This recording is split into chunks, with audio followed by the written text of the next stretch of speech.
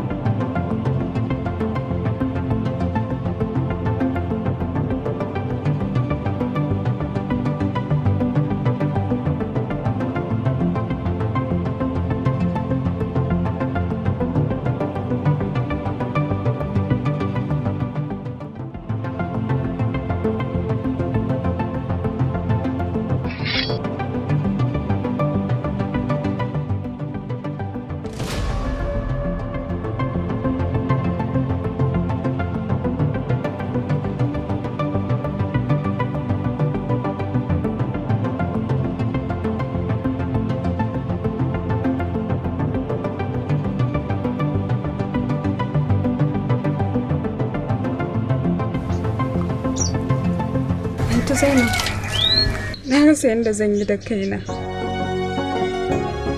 Hankalina ya tashi sosai. Babban abin da ke rugun tsamaman tunani shine wayannan mutanen da na gansu. Tabbas da na san zan yi ido biyu da su, da ba zan zauna a nan ba. Maryam kenan. Maryam ai ban da amsan wannan tambayan sarki. Ke kika nuna min kika ce a cikin labarin da kika bani kika ce masoyinki ne, sannan kuma kika dawo kika ce min makiyinki ne. Bugu da ƙari kuma kika ce min ba sanin yanzu kika masa ba. Sannan kuma ni a iya zamana da ke babu wani saurayi da kika yi da ban san shi ba. Wani lokaci kina tunanin kamar ko kuma kina ganin kamar ina matsa miki da tambayoyi ne. A'a ke kika nuna min damuwa ta ce, amma akan wannan lamarin sai kika ɓoye min komai, ba kya ma so in san komai akai. Ta yaya za in taimaka miki, ta yaya za in neman miki mafita? Sanin gaibu ba sai Allah.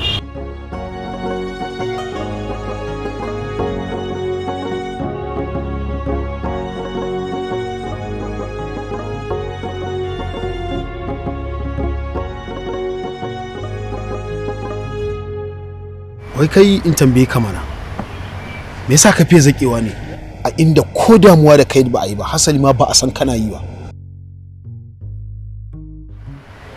Da yawan wasu lokuta abin yana bani dariya, ya bani haushi, ko in ce mamaki ma. Wani bawan Allah ne yake son wata baiwar Allah, wanda ko da yaushe lissafin shi ita, nazarin shi ita, san bata san yana yi ba, domin ba ta tashi take ba.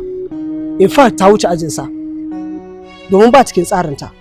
Dan uwa, da Allah wannan wani. Naga kana neman ka zaki, wallahi ka ba a hankali. Me kake nufi da haka?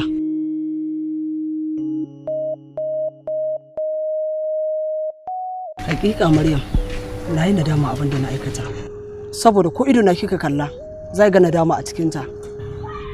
Dan Allah ki haƙuri da abin da ya faru, ki yafe mu, sannan ki ɗauki abin da ya faru a baya a matsayin kuskure. Hakan ba za ta ƙara faruwa ba, dan Allah. Tambaya ta farko a nan shine, ya aka yi kasan gidan nan? Sannan ka taɓa ganin wanda ya ɗauki jarkar fetur ya yayyafa wa gida, sannan ya ɗauki ashana ya kunna wuta? Ta ya za a kira hakan da kuskure? Tabbas wannan ganganci ne, ba kuskure ba, ko kuma a kira shi da san zuciya. Maryama, ba na ɗaya daga cikin masu san zuciya. Sanki ne kawai ke galalan ba a cikin zuciyata. Dan Allah Maryama, ki taimaka ki ansa soyayyata.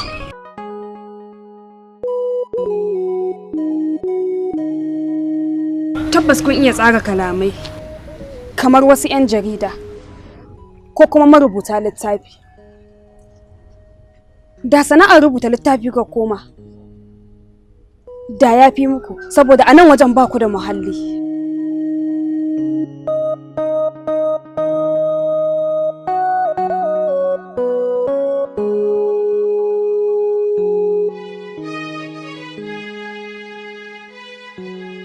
Me yasa kake bibiya ta? Ya kamata a ce ka gane ka haƙura. Maryam ni take so ba kai ba. Amma na fahimci duk inda ka ganni na je sai ka je, me yasa? Baka tunanin zaka isa kanka a cikin matsala? Bibiya kake magana? Kai da kanka ka san Maryam ba kaunar ta kake ba. Kawai kana cusa kanka ne inda bai kamata ka cusa ba. Kana damun kanka ne inda ba a damu da kai ba. Matsala kuma da kake magana, da zaka shafa ma kanka lafiya. Da ya kuma sauki. Wai ke san raba mu bai kai ba, Maryama kin daɗe a ruhina.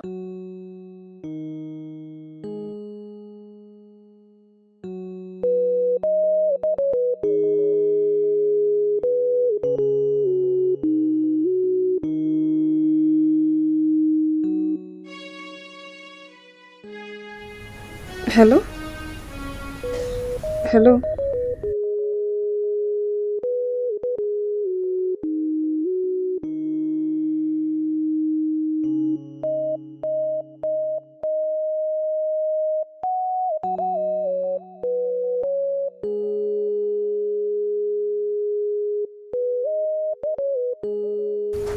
Hello? Wa ke magana?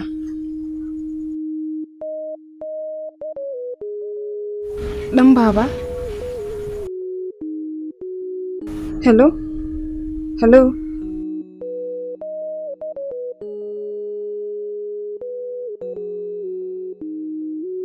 Inna lillahi wa inna ilaihi raji'un.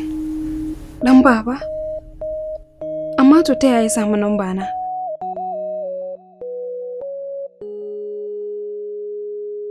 Lallai akwai cakwakiya.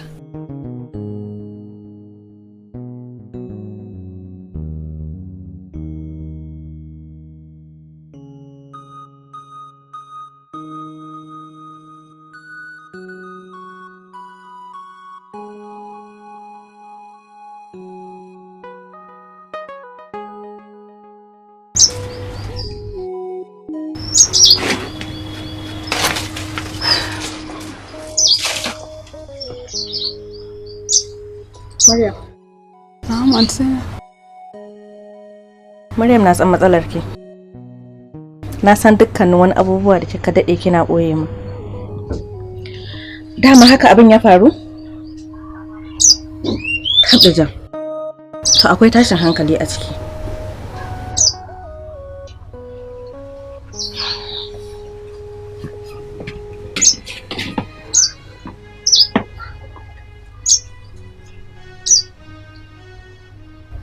Na shiga uku, ko kuma in ce na shiga tara. Ba dai sirrin da na daɗe ina adanawa ba ne yake shirin fashewa. In ko haka ta faru, ni kan Maryam ya zan yi da kaina?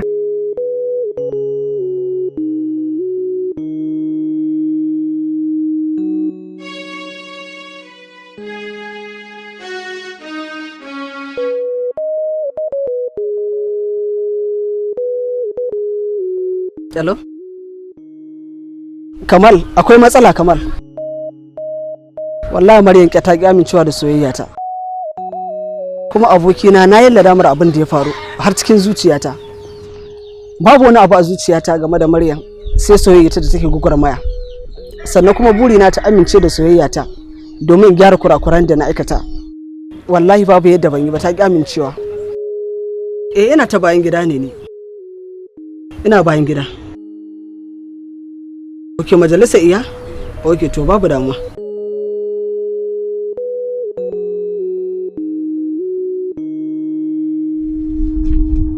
Aisha.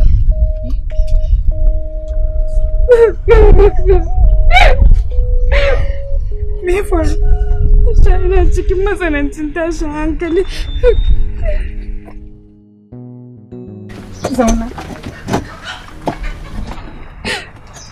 Me ya faru? Na shiga kisan kece aminiyata. Na cikin matsanancin tashin hankali. Nasir da Yusuf sun sani a gaba.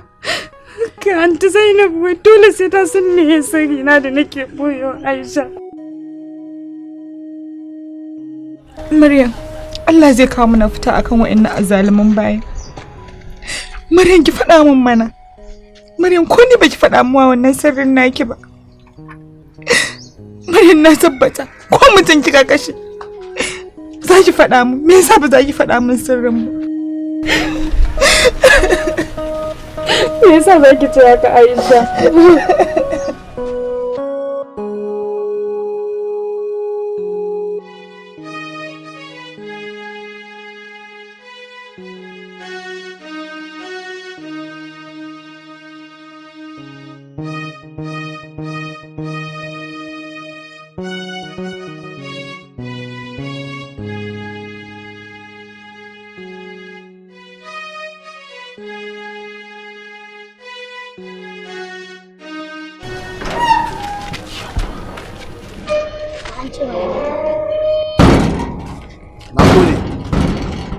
Na gode. Amma ina yarinyar nan ta je ni? Kan Maryama ta yawa mana. Diran da Maryama ta bari muka yi ido biyu da ita ko?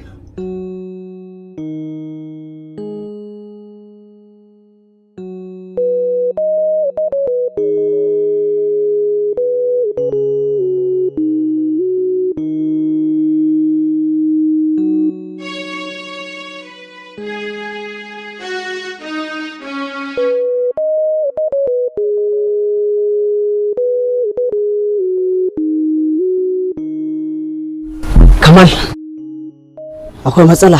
Wace kalan matsala kuma abokina? Kamar yadda na gaya ma, wallahi ba zan iya rayuwa ba tare da Maryam ba. Me ya zafi haka? Kamal, a jikina na ji cewa zan mutu. Tabbas in ban samu Maryam ba. To. Kamal, ka duba irin adalci da Maryam ta mun, halacci da karamci. Amma na zo na mata batulci irin haka? Gaskiya Kamal, Maryam ya halacci. To ai abokina kai ma dan halak ne. A wannan karan ni batule ne Kamal. Ka faɗa haka abokina. Duk da kasancewa ni da ita duk ba laifinmu ba ne. Amma sillar raba mu da aka yi da ita, na tabbatar da ta jigatu fiye da jigatuwar da na yi, kuma ta shiga matsala fiye da kalan matsalar da na shiga.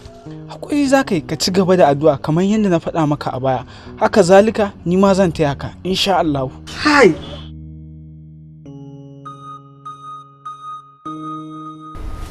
Haba abokina, soyayya haba hauka bace. Wai akan mace duk ka bi ta hayyacinka haka? Haba Yusuf. Soyayya gaskiya ne, kamar yadda ajali ma yake gaskiya. Wato soyayyar Maryam gaba ɗaya ya biya ratsa dukkan jijiyoyin da ke gudana da jini a cikin zuciyana. Idan za ka bani shawara, ka bani shawara mai kyau. Aka san haka kuma, kakka nufo da shi. Tunda ka bullo mata ta wannan bangaren ba a ci nasara ba a dace ba, ba ka canza salo ba, sai ka fito mata ta wani siga, sai ka ga an dace. Kai ka manta kai ne fa Yusuf. Maryam ba irin wacce zan mu wannan soyayya ba ne.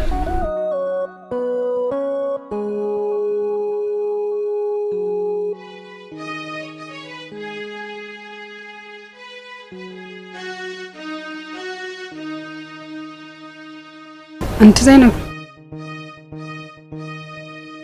Anti Zainab. Me kika ce? Me yake tambaya ta? Dama cewa ne menene bakin zaren da kika gane? To ake sanin bakin zaren yanzu bai da amfani a gurin ki. Saboda idan kika san bakin zaren sai kin tsana kanki fiye da yanzu.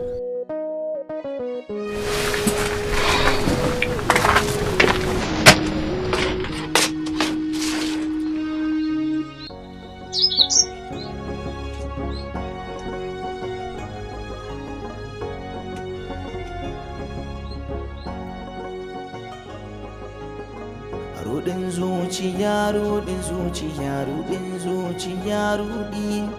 rudin zuciya, rudin zuciya, rudin zuciya yana kai mutum ga halaka.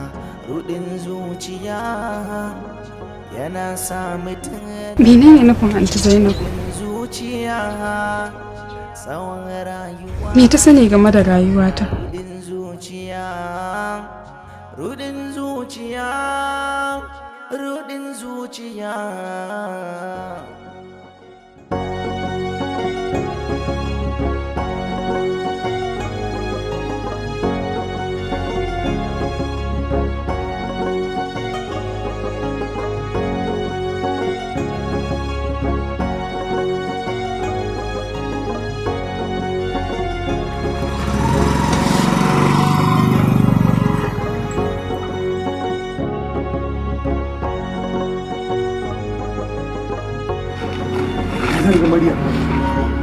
Ina zan ga Maryam, ina zan ga Maryam.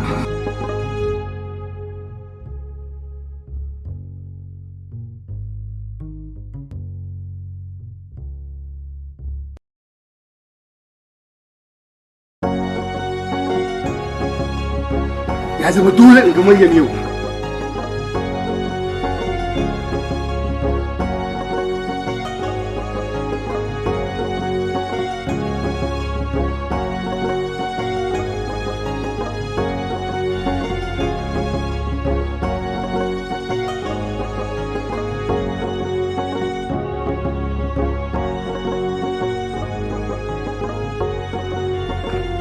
Kai! Maryam! Maryam!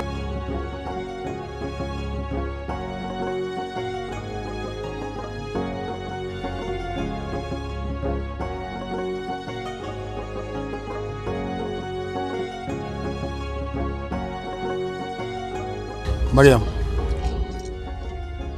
me yasa ba ki da tubana ba? Maryam, sai yaushe ake gane irin nadamar da na yi. Maryam, ya kamata ki fahimci irin gubar da kika samu a cikin zuciyata. Maryam, ina so ki sani babu wata duniya mai saurin yafiya da gaggawa irin duniyar su. Sannan babu wata fuska da take kallon fuska ta tausaya mata ko kuma ta yi mata uzuri cikin gaggawa sama da fuskar masoyi. Duk da masu iya magana suna cewa ba a gane masoyi a fuska. Ina so ki sani ko ido na kika kalla ba daga baki na kalaman suke fitowa ba, daga zuciyata ne. Maryam, ke ce zuciyata. Maryam, ke ce jinin jikina. Tabbas kalamanku za su iya tasiri a zuciyar kowace ƴa mace. Saboda soyayya ba ƙarya bace ba. Amma naku soyayyan ya ƙazanta.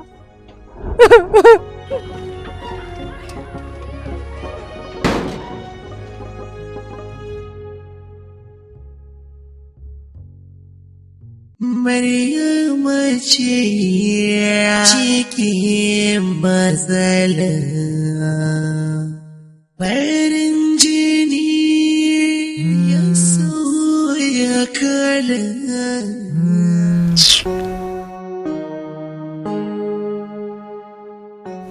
Hello?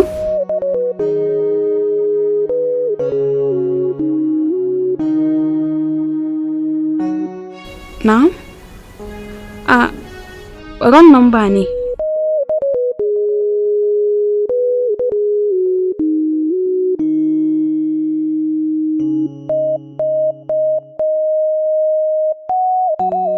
Duniyar mata na dawo kuma. Duniyar mata. Ina kokonto akan Maryam ita ce ta kashe mijina. Mijina da na fi so duk duniya.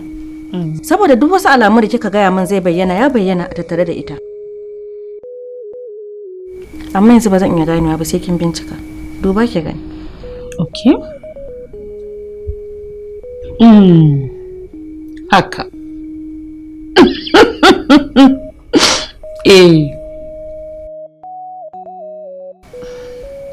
To, ina jin ku. Tabbas sa'a ta fi sammako. Duk wanda ya amanna da aikinmu tabbas yana da nasara.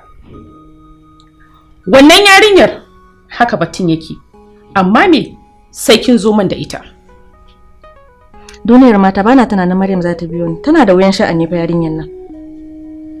sai dai zan iya kokari na in ga ko zan iya janyo ta. Idan ku kika yi haka shine dace.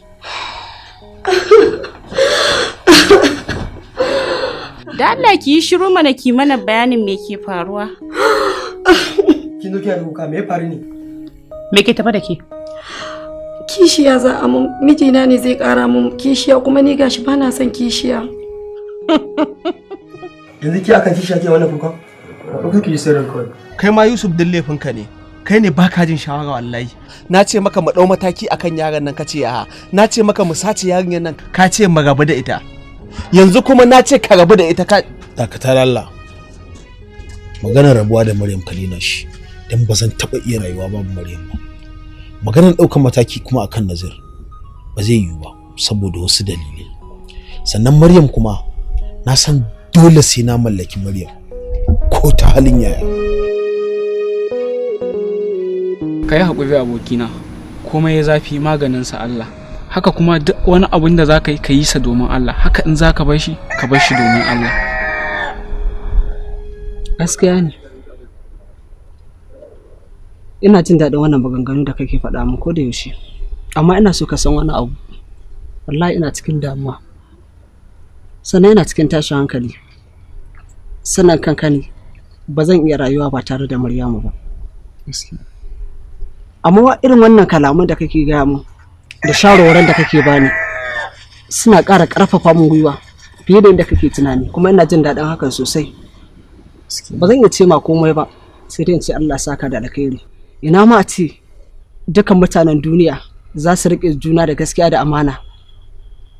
Da wata wahalar na tabbatar da ba za a sha ta ba. Gaskiya na gode da wannan shawarwari da kake bani sosai. Insha Allah, Allah ma zai kawo mana mafita. Ki saurare ni da kyau. Tunda Allah ya sa kika gane nan kuma kika kawo kanki, to matsalolinki sun ƙare. Za mu samu maki da mafita. Amma kafin a je ko ina, ki ba da abin sadaka. Dubu ɗaya ce a hannuna to.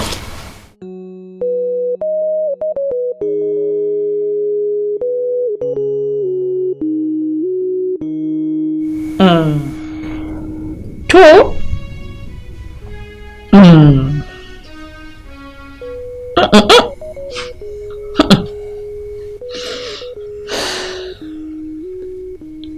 A gaskiya kin yi babban sakaci. Amma karki damu. Za mu samu maki da mafita. Alhamdulillah. Sai na tabbatar kin mai da mijinki kaman waina a cikin tanda.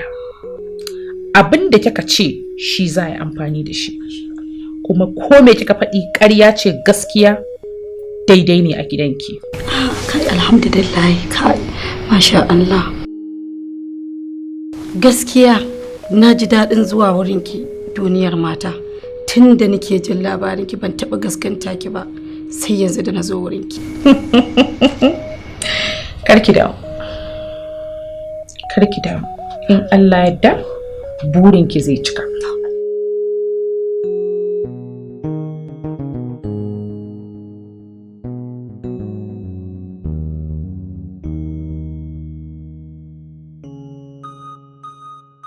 Aisha.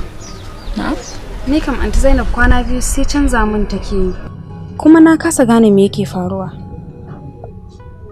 Idan na tambaye ta sai ta ce min babu komai. A'a to. Sai ki kyale ta tunda kin tambaye ta ce ba komai. Kin san daman haka wani zubin mutum yake yau ki ganshi lafiya gobe ki ganshi ba lafiya ba. Maybe abin da ya faru kenan. Yawa, ni kam kina da labarin wannan hatsabibiyar matan nan? Ko kuma in ce mai yaudariya? Wacce ake kira da duniyar mata? Kwarai kuwa. Ina jin sunanta sai dai ban taba zuwa inda take ba. Amma me ya faru? Aunty Zainab ce ta ce min na raka ta gida. Kuma ni ina da labarin hatsabibancin mata. To kin ga bai kamata a ce na je gidan ba. Gaskiya ne. Gidan matan nan ba wurin zuwan mutanen kwarai bane. Amma me dalilin ta na cewa tana so ki raka ta? To ban san mata ba, na tambaye ta, ta dai ce min wai tana bukata na ne a waje.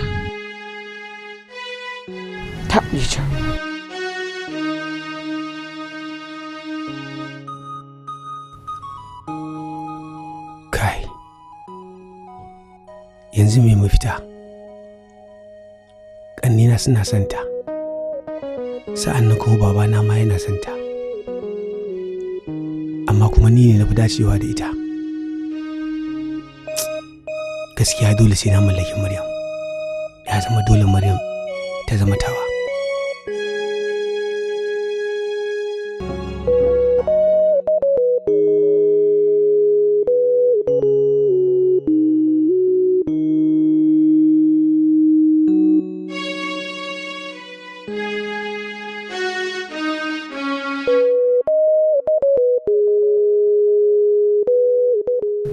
Maryam kenan. Na kammala dukkanin wani bincike na. Bincike na nuna min ke kika kashe min mijina. Tunda kika kashe min mijina sai na kashe ki. Saboda duniyar mata ta tabbatar min da wacce ta kashe mijina za ta kawo kanta har gida. Kuma ga kin kawo kanki. Saboda haka sai na kashe ki.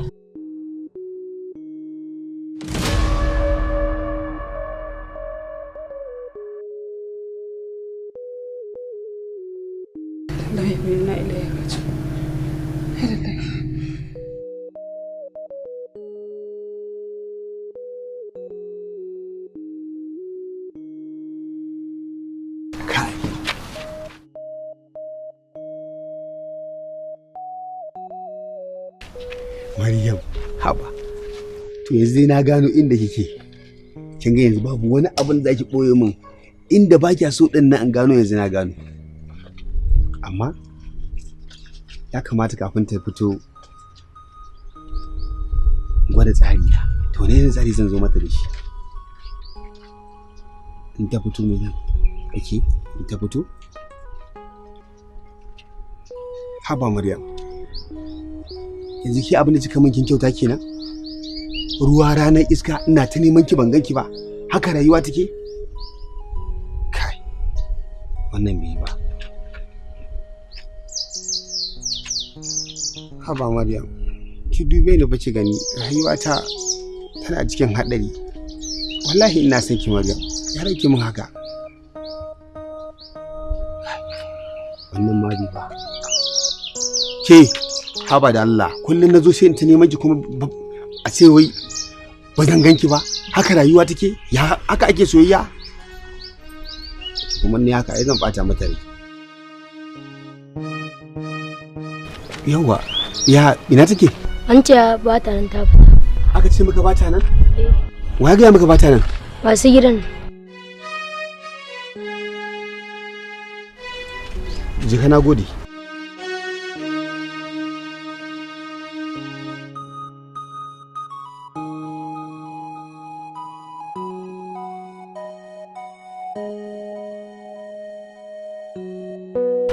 To ina zan je in ganke yanzu?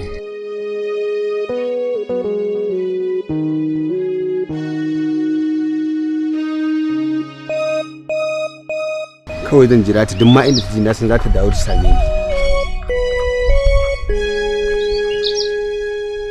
Wallahi Aisha na rasa dalilinta na yin haka. Amma kin san ke ƙawata ce.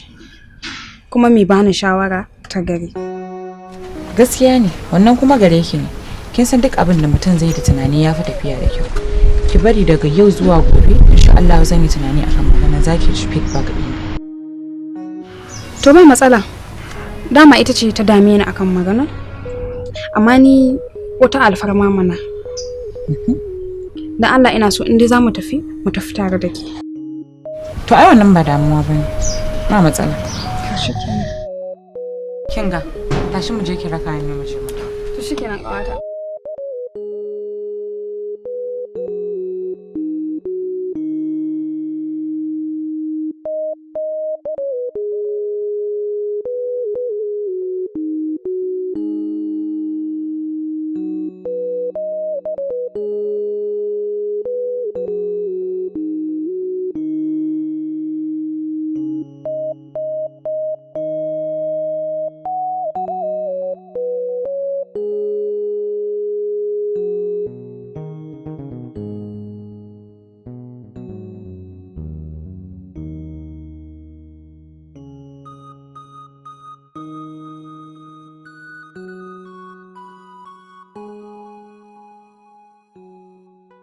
nayi da ke mu je gidan duniyar mata amma kin ki zuwa. To ba damuwa. Ko ki je ko ka ki je. Kawo abin da zai canza. Dole sai na ɗaukar sa. Nan ba da dadewa ba.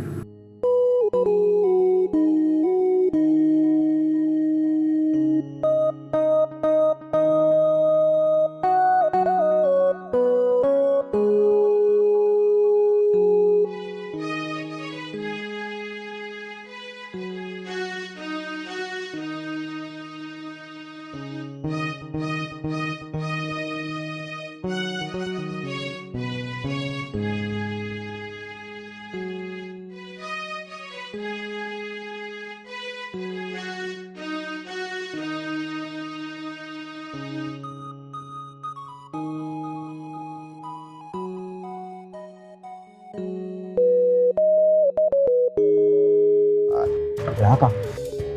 Ƙannena ne mana tare muka zo.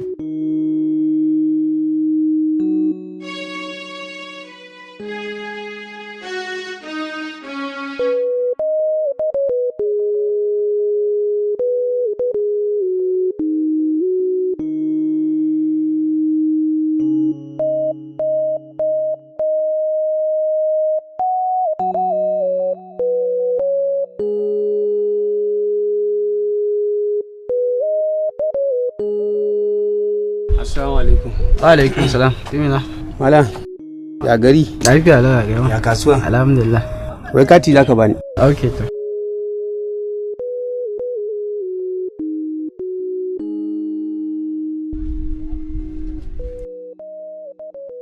Sorry ban tambaye ka ba. MTN nan ma ko zan?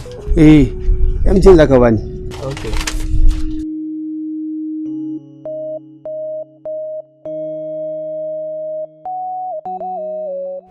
Yawa to gashi.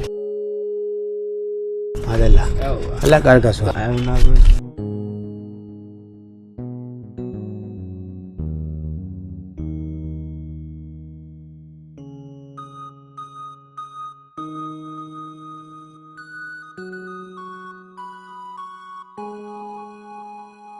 A ba mu kati.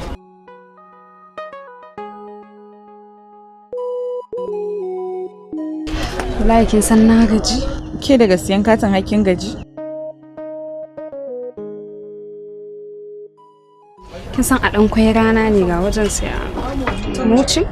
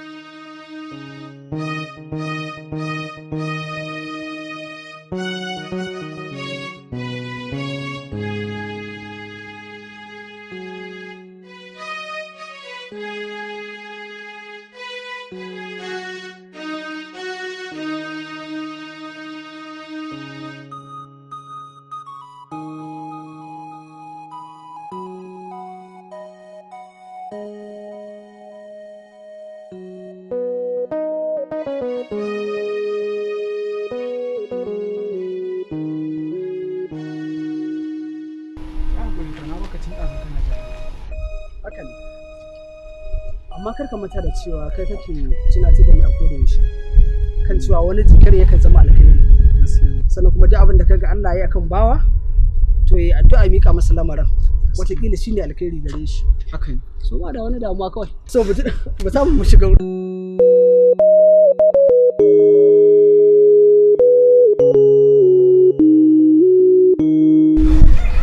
naga kana neman ka matsalan ba kuma duk wasu shiri na kana lalata su wallahi barin faɗa ma in har baka rabu da Maryam ba sai na kashe ka gafara sai yanzu na ƙara tabbatarwa da cewa kai rago ne domin na ga tsoro kuru-kuru a idanka to bari ka ji ta yadda aka san jarumi kuma jajirtacce shi jarumi an san shi ne a ɓangaren jajircewa yadda yake fagen nema walau neman abin da zai ci ko kuma fagen yi ma addinin hidima da makamantan haka to yau zan gwada ma ni jarumi ne ba malalaci ba.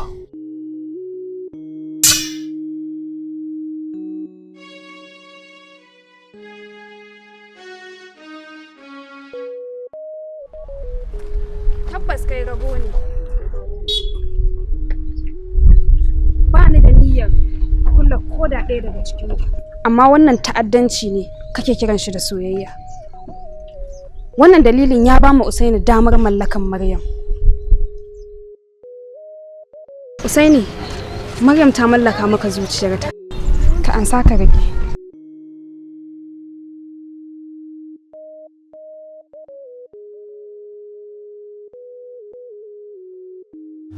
Inna lillahi wa inna ilaihi raji'un. Abokina, lafiya ka tsaya kai taguriya? Inna lillahi wa inna ilaihi raji'un. Wai mafarki nake ko da gaske ne? Kamayya. Wai Maryama ce ta miƙa mana zuciyanta sakamakon barazana na kisa da mai. Kaga ko in dai ko haka ne kuwa hukuncin da muke so mu ɗauka na kashe Naziru ba zai yiwu ba kenan. Inna lillahi. Wai ban gane ba, ya kake so karya mana gwiwa akan kudirin da muke so mu? Ka san fa kashe Nazir shine kadai mafitar da zamu samu soyayyarta. Gaskiya ni ka daina mana wannan abin, ba wai sai mun shirya abu ba ka zo ka dinga guza mana. Da Allah ka kawo mana wannan rudani a ce. Haba Maryama ya zaki min haka?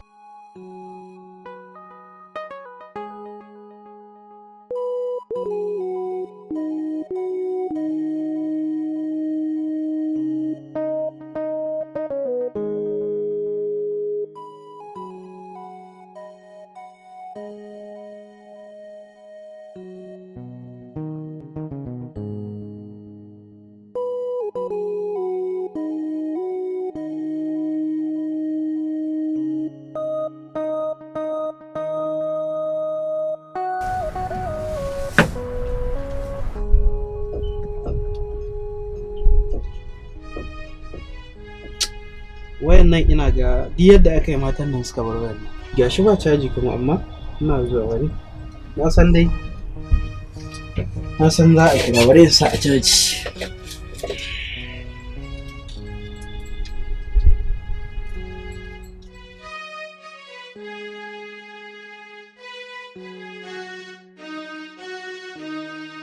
Kaga hotonta ne wallahi. To amma na san in ta samu caji koya na san za su dawo ko kuma za su kira waya kafin. Na san dole akwai wanda zai kira wayar, na san za su kira.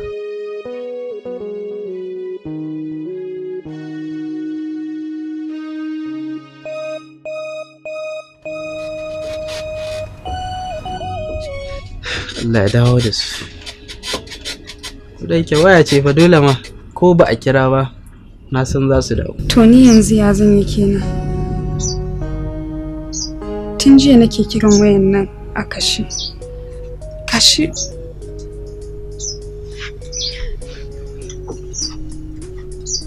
Gashi ni kuma ban san inda na yadda wayan nan ba wallahi. Kuma mun yi alkawari da Aisha. Za ta kira ni ta ji shiru. Idan kuma Aunt Zainab ta ce mu tafi wajen nan fa.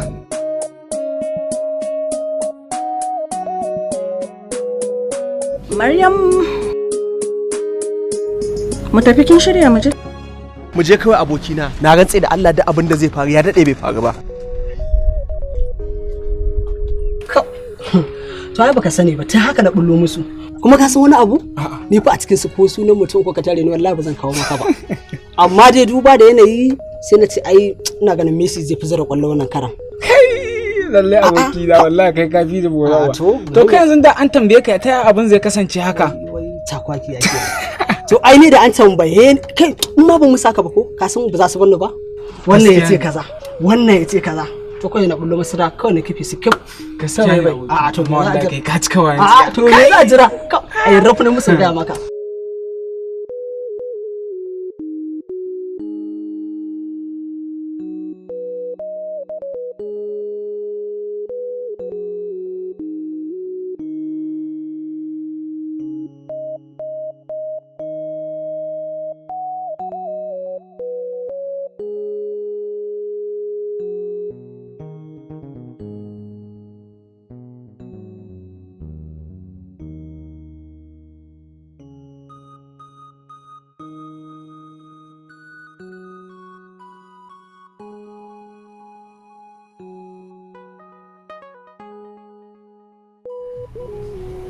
Hello Maryam. Wai ina kika aje wayanki ne tun jiya ina kiran ki baya shiga. Namiji kuma? Kaga, da Allah ina mai wayan. Wayan yar uwata ne Maryam. Tun jiya nake kiranta baya shiga. Dan Allah ka bata wayan nan ina jiranta ne zamu fita.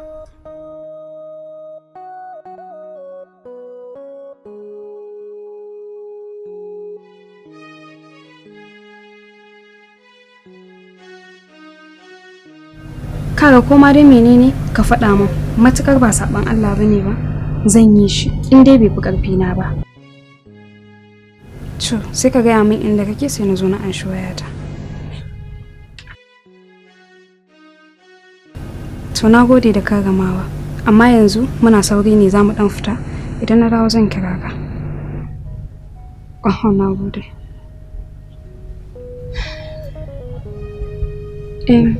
Tashi mata. Bara na ɗauki ɗan kwali na.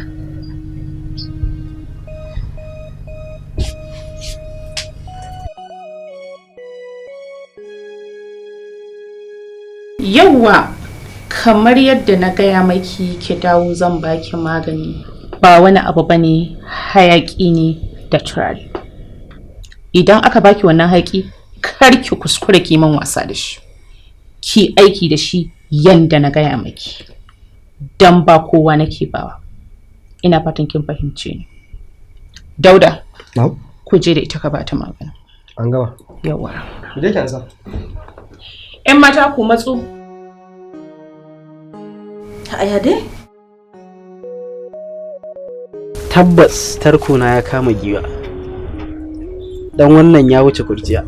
In har ko ta amince da soyayya ta, wallahi zan iya mutuwa in dawo. Kai wani irin tunani ne da kai? Ha kawai da ganin yarinya baka san ta ba, baka san daga ina take ba, duk gaba kai wani gigicewa akan ta. Haka ake yi? Ku gyara tunaninku da Allah.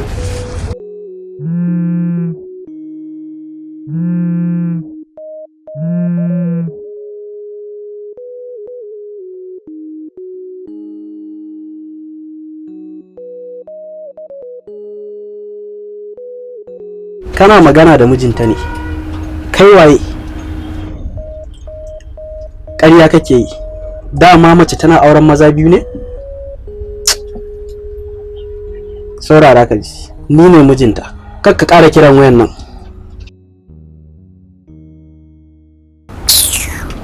Dama ke ce duniyar mata da nake ji? Ni ce. Da na ji labarinki. Na ɗauka ke mace ce wayayya mai ilimin addini da tsafta. Tabbas na ɗauka zan zo in ga mace mai aji, mai class mai tsafta, sai na zo na ga akasin haka. Wallahi nayi nadaman wanku kafata an zo cikin gidanki. Kai ƙana yan bariki. Duniyar mata ta wuce tunaninku. Ku ta ko har gidan nan wuce za ku rena ta? Wannan wace irin magana kuke yi ne haka dan Allah? Me haka ne wai? Ca lalle za a yi damban karya ugu a gidan nan.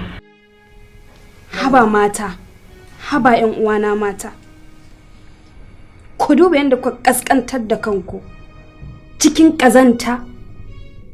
Kada ku manta, mu fa mata ne, mu muke bada tarbiyya. Bayan haka kuma muna haihuwa, in ba mu haihu ba za a haifan mana. Shayarwa muke, za mu shayar a nono. Halaye bin jini yake yi baki ɗaya. Kun manta za mu haifa mu bada tarbiyya kuma sannan ana gadon abubuwan da ake yi. Ke dakata. Ya ishe ku. Ƙarya kuke yi ku zo cikin gidana ku ci man mutunci. Shin kuna so kuma da kafafunku? To ku shiga taitayin ku, ba wanda ya isa ya zo gidan nan ya ci man mutunci. Akan wani hujja za ta kama wa'innan ƙananan mutanen? Ya haƙuri, ya haƙuri.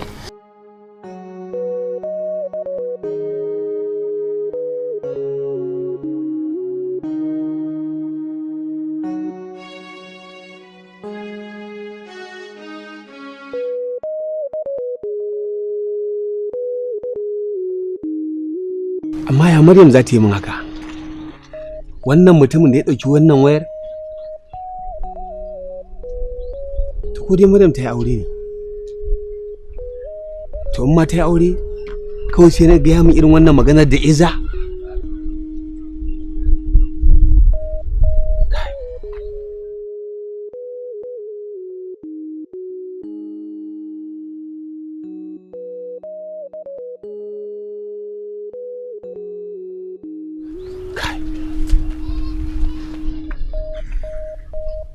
Kai ko da ma Maryam ta yi aure, ko ta yi aure ma ya zama dole sai ya sake ta na aure ta. Yana magana da izza sai ka ce wani ko aure ta yau sai ya sake ta na aure ta. Amma ta yaya ma za a yi a ce Maryam ta yi aure ma ni ban sani ba. Aure abu ne da ake boyewa.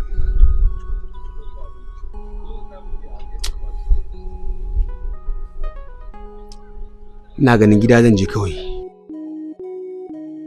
Na je gida kawai zan shirya sai in je gida. Duk ma halin da ake ciki na je gidan zan sani.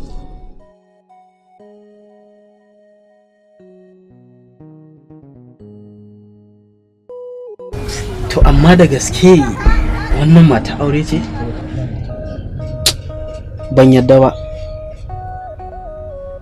Sau to inda matar aure ce ta yaya aka yi babu numbarsa a wayarta? Kai, ban ji a jikina haka ba. Kila ma irin ina tunanin saurayinta ne. Saurayin ma wanda bata damu da shi ba. Kila haka kake gani to amma ba azumi ji kamar ka kira ta a waya ba? Mun yi waya da wayar kawarta dazu. To ka ƙara kira garin wayan ka gani mana still ko?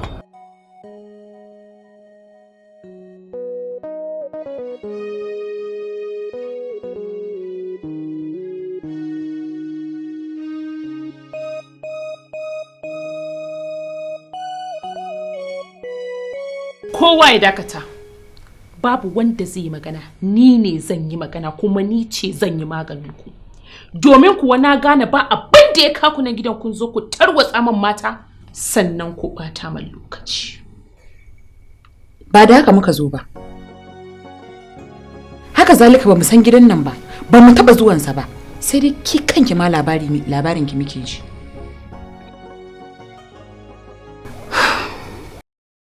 Kuma ita gaskiya guda ɗaya ce, daga ƙinta sai ɓata. Na dawo gare ku ƴan uwana. Ku ji tsoron Allah. Ku tuna mu ne tushen al'umma.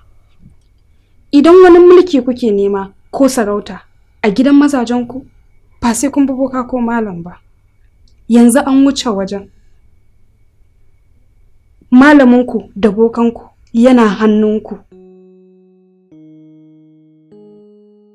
Haka zalika duk wacce take so ta mallaki mijinta a hannunta ga hanyoyi da dama. Abu mai sauki, na farko ki rike ibada, na biyu biyayya a wurinsa, na uku haƙuri. Ki yi haƙuri akan duk abubuwan da kika gani a gidan mijinki. Wannan shi zai sa ki ringa ganin abubuwa suna tafiya miki daidai a cikin gidan aurenki, ba sai mun zo gurin wata wai boka ba ko kuma malamai. Bugu da ƙari, sai ki kasance mai godiya ga Allah da ni'imar da ya miki. Sannan ki dora da biyayya ga iyayensa da kuma ƴan uwan shi. A dan Allah ku dakata. Wai ya haka ne? Wai menene haka? Mun fa makaranta muka zo ba. Ya za ku zo kuna mana wa'azi? In wa'azi za ku yi ku je makaranta ko masallaci dan Allah.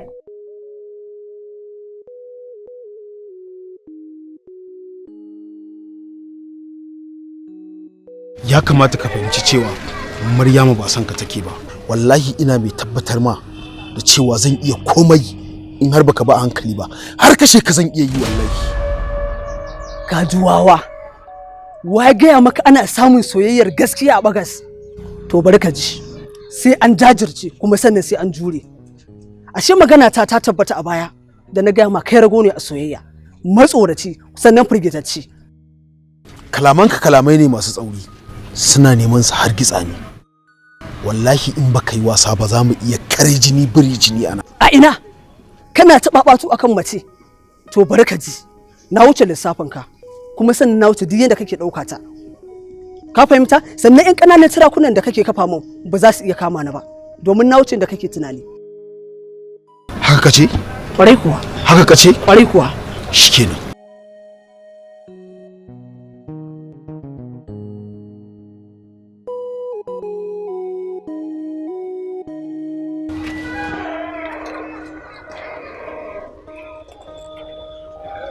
Mayaudari me ya kaka kofar gidanmu?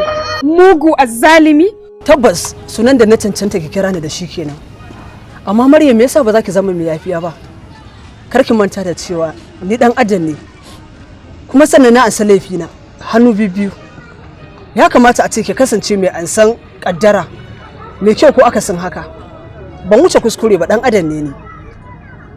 Kalamanka sun daɗe da daina tasiri a kunnuwana. Haka zalika, tausayinka ya daɗe da yin ƙaura daga zuciyata. Wannan al'amarin ko fim ne ya kamata a ce ya zo ƙarshe. Tabbas ya kamata a ce ya zo ƙarshe. Domin kuwa makaho bai san ana kallon shi ba sai an taɓa shi. Na daɗe da nuna mai cewa Maryama ba sa'an shi bace, ba za ta taɓa son sa ba, amma ya ƙi ya ji. Kai ɗin tana son ka ko?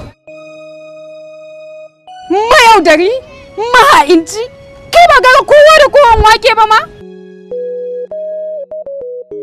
Kuma an ce rama cuta ga macuci ibada ne. Wannan waye ko kuma in ce wa'annan su waye? Kowace wuka da kubanta, amma na ga wasu wukake suna nema shiga kuban da ba nasu ba.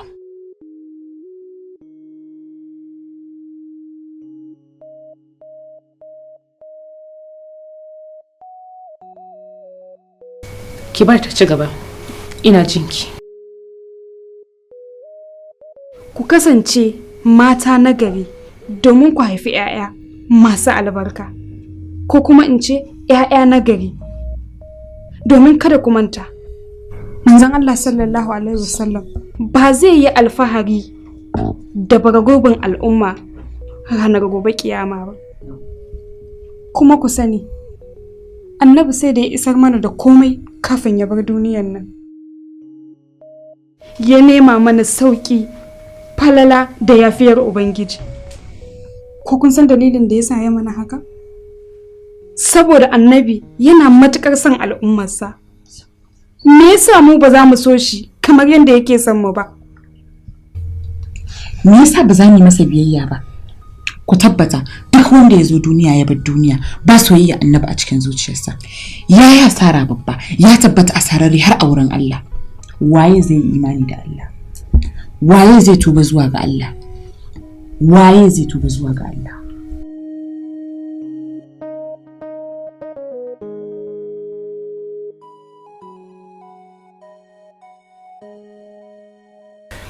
Alhamdulillah, Allah mun gode maka.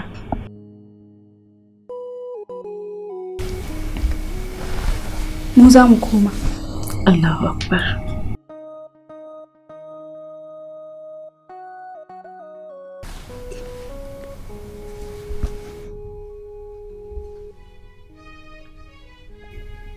Na'am?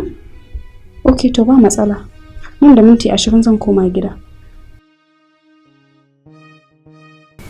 Zan kira ka sai mu haɗu a ƙofar gidanmu. Na gode.